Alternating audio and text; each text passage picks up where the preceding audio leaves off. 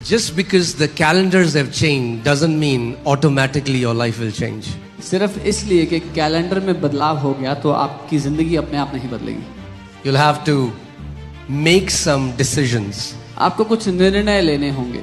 You will have to make some choices. कुछ चुनाव करने होंगे. Otherwise, there's no magic that is going to happen in 2026. नहीं तो 2026 में कोई जादू नहीं होने वाला.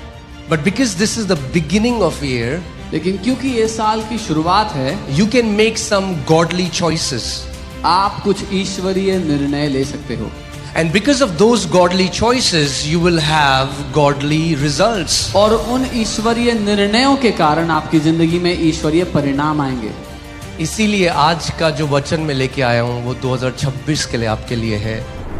एक चीज जो परमेश्वर अपने बच्चों के लिए चाहता है वो है मैच्योरिटी या परिपक्वता. Praise the Lord. मेरे भाई बहन, मैं आप सबको प्रभु यीशु मसीह के नाम में शालोम. मेरे प्रिय भाई बहनों, आप सब कैसे हैं? मैं विश्वास करता हूं कि आप ब्लेस्ड हैं, आप बहुत ही आशीषित हैं. मेरे प्रिय भाई बहनों, मैं आपको एक ऐसी वीडियो दिखाना चाहता हूं जो कि खुदावन के अभिषिक्त दास अपोस्टल अंकित सजवान जी ने क्या इस वीडियो में बोला है. आपको पूरा सुनना होगा, पूरा देखना होगा. और मैं सच में कहना चाहता हूं, अगर आप पूरा सुनेंगे, आप पूरा देखेंगे तो आप स्पिरिचुअली ग्रोथ करेंगे, आत्मा में ग्रोथ करेंगे. आपकी प्रार्थना लेवल बढ़ेगा, फास्टिंग में बढ़ेंगे, आप प्रभु में और भी गहराई से बढ़ेंगे. तो मैं चाहता हूं कि आप इस दिए गए वीडियो को आपको पूरा देखना है, पूरी वॉच करना है और कमेंट करके जरूर बताना है कि कैसा लगा वीडियो. और ये 2026 में स्पेशल उनके लिए बताया गया है कि जो आत्मा में बढ़ना चाहते हैं, जो प्रभु के साथ स्पिरिचुअली ग्रोथ होना चाहते हैं, उनके लिए ये वचन है. तो हाँ, इस वीडियो को देखो और एंजॉय करो. मैं लेके आया हूं वो 2026 के लिए आपके लिए है. एक चीज जो परमेश्वर अपने बच्चों के लिए चाहता है वो है मैच्योरिटी या परिपक्वता. One thing that God wants for his children is maturity.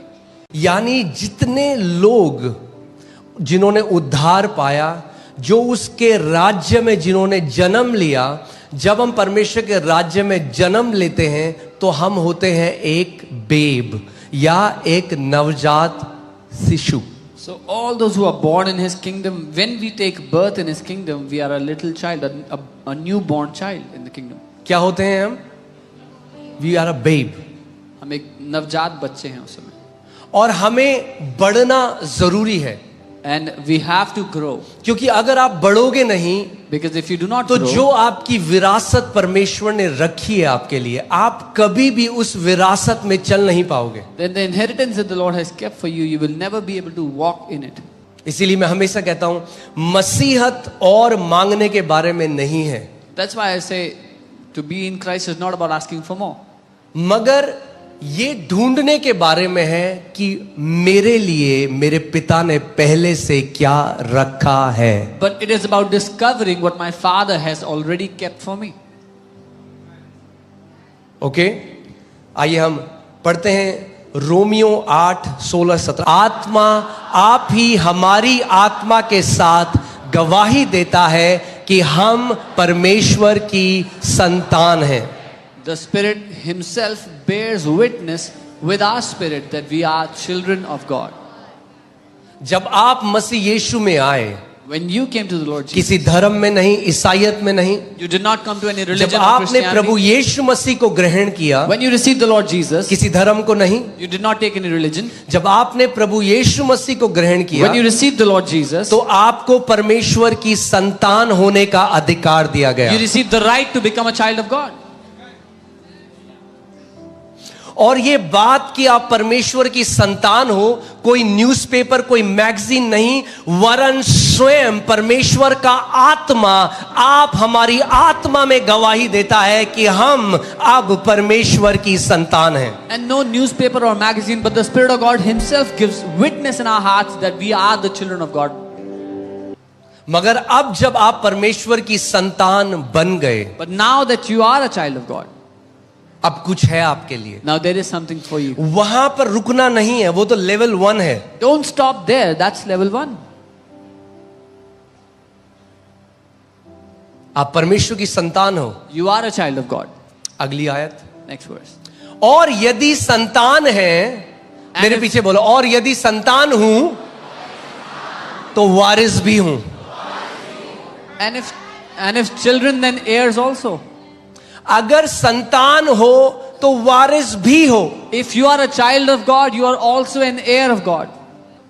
परमेश्वर वरन परमेश्वर के वारिस और मसीह के संगी वारिस हैं. Heirs of God and joint heirs with Christ. यानी इस बात को समझो, So understand. वारिस का मतलब जो परमेश्वर का है वो अब आपका भी है. To be an heir means whatever belongs to God is now also yours.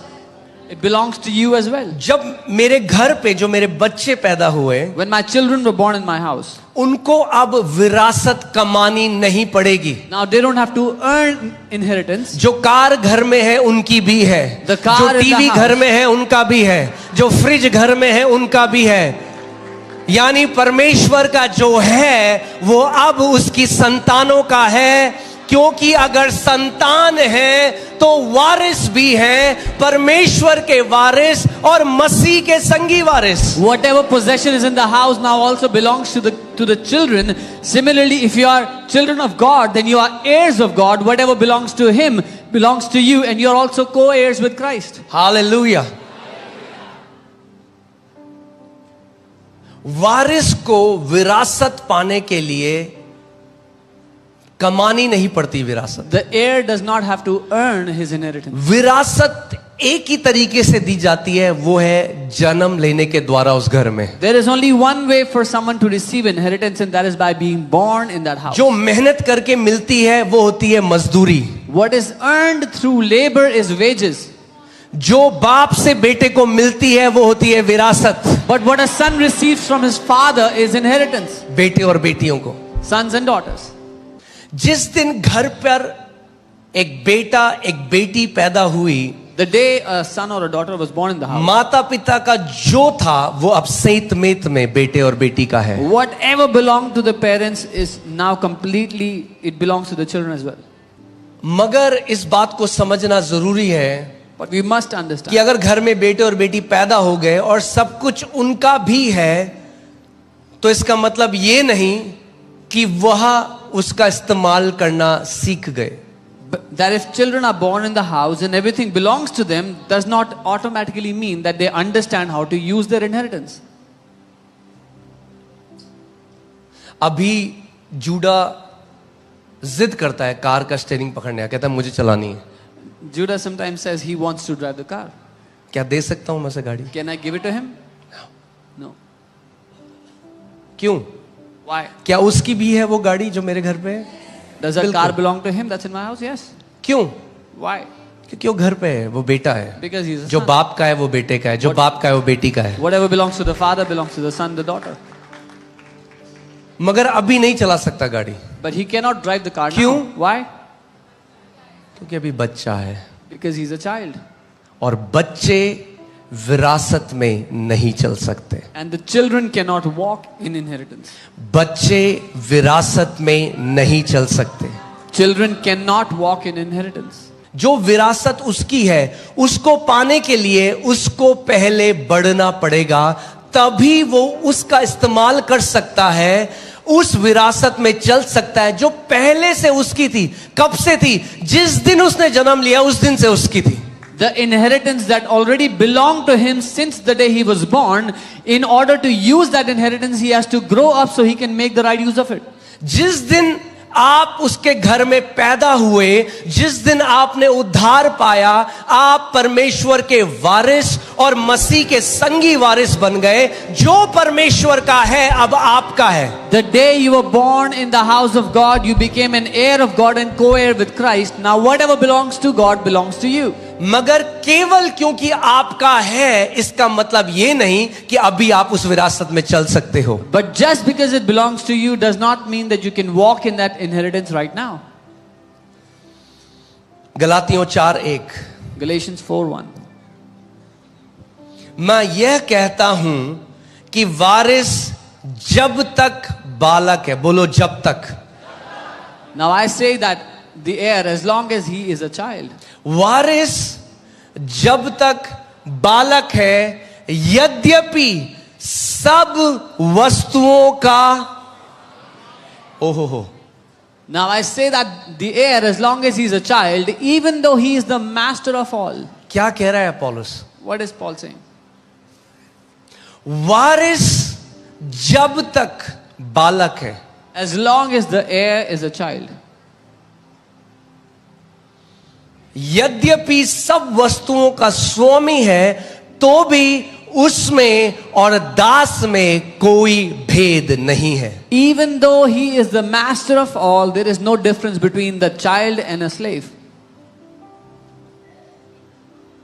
यद्यपि सब वस्तुओं का स्वामी है, Even though he is the master of all. यद्यपि घर पे जो सब वस्तुएं हैं उनका स्वामी है, फिर भी उसमें और दास में कोई फर्क नहीं, क्योंकि वो उत्तराधिकारी अभी बच्चा है. Even though he is the master of everything that is in the house, there is no difference between the child and a slave, because that child, that heir, is still a child. I love the way English Bible puts it. As long as अंग्रेजी- there is uncertainty, as some believers can remain a child all their life. अंग्रेजी में As लिखा है. long as. It doesn't say for first 10 years, doesn't say for first 20 years, as long as. जितने लंबे समय तक वो बच्चा बच्चा बना रहे, उसमें 10-20 साल नहीं लिखा है. दुख की बात यह है कि बहुत कम मसीह हैं जो बढ़ना चाहते हैं. The sad thing is there are very few believers that want to grow. आप कुछ सोचो, कितने परसेंटेज विश्वासी आ रहे हैं आत्मिक रीति. कोई पूछे आप कलीसिया क्यों आए हो, कितने परसेंटेज होंगे जो कहते हैं मैं आत्मिक रीति से बढ़ना चाहता हूं, परिपक्व रहना चाहता हूं, बालक नहीं रहना चाहता जिंदगी भर, क्योंकि जो विरासत मेरी है, जिन चीजों का स्वामी परमेश्वर ने मुझे ठहराया है, उन चीजों में मैं चलना चाहता हूं. How many people when they come to church, they will say, I come to church because I don't want to stay a child. The Lord has made me a master of all things and I want to grow in the inheritance He has given to me. इसका मतलब परमेश्वर number 1 जो Dzire रखता है आपके लिए, वो है कि आप आत्मिक परिपक्व या स्पिरिचुअली मैच्योर हो जाओ.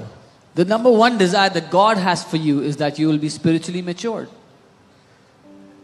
As long as he is a child, जितनी देर तक वो बच्चा है, he is no different than a slave. वो एक दास से अलग नहीं है. बाइबल क्या कह रही है? इसका मतलब कि अगर आप जिंदगी भर एक बच्चे रहोगे परमेश्वर के राज्य में, तो जिंदगी भर एक दास की तरह जीवन जियोगे, कभी भी प्रभुता नहीं कर पाओगे. The Bible is saying as long as you will remain a child, you will live like a slave. Even though you are in the kingdom, you will never have dominion. Even though he is the master of all things, हालांकि वो सब बातों के ऊपर स्वामी है. even though he is called to rule and reign with his father, हालांकि वो अपने पिता के साथ राज्य प्रभुता करने के but लिए बुलाया. as long as the heir, that means the son or a daughter, remains a babe, he is no different than a slave. लेकिन जब तक वो वारिस जो बेटा है वो बच्चा बना रहे, वो किसी दास से अलग नहीं है. कई ऐसे मसीह हैं जो नवजात शिशु की तरह पैदा हुए राज्य में, और मरने तक वो नवजात शिशु ही रहे. You know, there are some believers who were born as a little babe and they died. Till the time they died, they were a little babe. और इसीलिए प्रभुता करना नहीं सीखे. And that's why they never learned to have इसीलिए dominion. गुलाम रहे पाप के, This गुलाम रहे अपने विचारों के, गुलाम रहे उन भावनाओं के, गुलाम रहे जल्दी से बुरा मान जाने के, गुलाम रहे अंदर कड़वेपन के. मसीह तो उनके अंदर था, मगर उन्होंने कभी भी परिपक्वता का जीवन कैसा होता है वो चखा नहीं. बिना उसको चखे वो एक नवजात शिशु की तरह स्वर्ग में प्रवेश करे. They stayed as a child, and that's why they stayed as a slave to sin, to offense, to keeping bitterness in their hearts, to being easily offended. Until their last breath, they remained a child and never experienced till their last breath what it means to be an heir of God. Never had dominion. अब ये जो बालक हैं या ये babe हैं, जो ये शब्द था, can you put the word child in Greek? It's the Greek word nepios. Nepios. The word child in Greek is the word nepios. नेपियोस। ये जो शब्द है ये नए नियम में 14 बार आता है This appears 14 times in the New Testament. और 95% से ज्यादा ये नवजात शिशु की बात करता है या babe. Whenever many times in the scriptures the word babe is used for nepios. Here it's child, but it's the same thing, babe.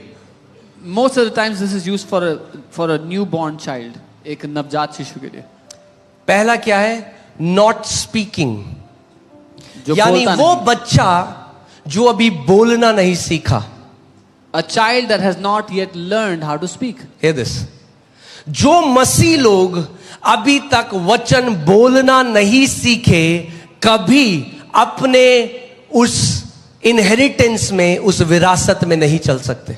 Those believers that have not learned to speak the word can never walk in the inheritance kept for them. An infant, an immature Christian, babe, child. एक नवजात बच्चा, एक immature मसीह। ये apostle Paul Corinth की कलीसिया के लिए कह रहा है जो एक नए नियम की कलीसिया है। Apostle Paul is saying this for the church of Corinth, which is पहले New कुरिन्थियों Testament. 3 में हम चलते हैं 1 से 3। 1 Corinthians 3. हे भाइयों, मैं तुमसे इस रीति से बातें ना कर सका जैसे आत्मिक लोगों से। And I, brethren, could not speak to you as to spiritual people, परंतु जैसे शारीरिक लोगों से और उनसे जो मसीह में क्या है? बालक हैं। but as to carnal, as to babes in Christ. यानी अगर आप जिंदगी भर मसीह में बालक रहेंगे तो वो बातें परमेश्वर जो आपको बताना चाहता है वो नहीं बता सकता, क्योंकि अभी आप उन बातों को ग्रहण नहीं कर सकते। So if you will stay as a child all lifelong, the things that God wants to tell you, He will not be able to tell you. English Bible uses the word carnal. अंग्रेजी Bible में शारीरिक या carnal शब्द लिखा है। I could not speak to you as to spiritual people, but as to carnal, as to babes. Now he explains, as to carnal, as to babes. That means carnal Christians are immature Christians. Carnal believers are babes in Christ. That means if a person is a babe in Christ, he is a carnal believer. वो कह रहा है अगर एक मसीह बच्चा है, मसीह में बच्चा है कोई, तो वो शारीरिक है या दुनियावी है। कार्नल का क्या मतलब है? जो शारीरिक है, शरीर की इच्छाओं के द्वारा चलते हैं, अपने ज्ञान इंद्रियों के द्वारा चलते हैं। Carnal means those that walk by the flesh, by their five senses.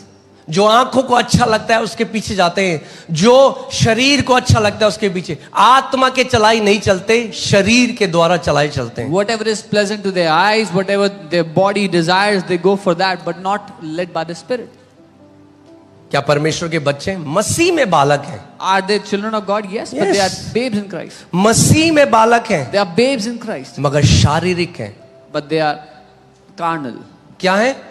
शारीरिक हैं। They're carnal. और इसीलिए उस विरासत में नहीं चल सकते जो परमेश्वर ने उनके लिए रखी है। And that's why they cannot walk in the inheritance God has kept for them. अब ये कौन है? Now, who are these? क्या चिन्ह है कि एक बिलीवर, कोई मेजरमेंट तो है नहीं। आप शरीर में तो किसी को देख लेते हो तो आप देख के बता देते हो ये छोटा बच्चा है या ये परिपक्व व्यक्ति है या ये मिडिल एज आदमी है, मगर आत्मा में कैसे बताओगे? क्योंकि आत्मा तो दिखाई नहीं देती। When you can see someone in the flesh, you can tell if they're a little babe or a grown man or middle age, but how can you tell about the Spirit? Okay, verse 2। मैंने तुम्हें दूध पिलाया, अन्न न खिलाया। I fed you with milk and not with solid food. मैंने तुम्हें क्या किया? दूध पिलाया, मैंने तुम्हें अन्न नहीं खिलाया, क्योंकि तुम उसको नहीं खा सकते, वरन अब तक भी नहीं खा सकते हो। I fed you with milk and not with solid food, for until now you were not able to receive it, and even now you are not able to. Carnal believers cannot handle the deep things of the Spirit. शारीरिक विश्वासी आत्मा की गहरी बातें नहीं झेल सकते, नहीं संभाल सकते।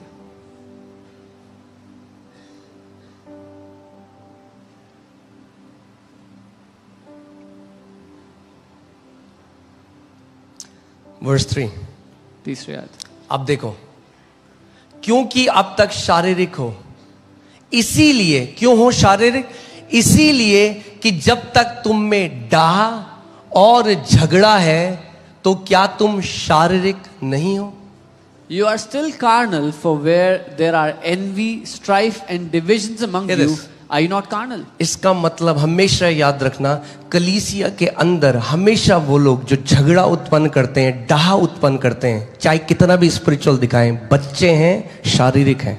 So those people in the church that cause envy and strife and divisions, no matter how spiritual they show themselves to be, they are babes in Christ. मैं एक बार एक 100 मीटर रेस देख रहा था. I was looking तो at a 100 उसमें एक meter race one व्यक्ति है time. जो भाग रहा था, So this man और was भाग के running. ना बार बार अपने बगल में देख रहा था, जो दूसरा बंदा है उसके बगल में, And while running, he was looking at the person next to him.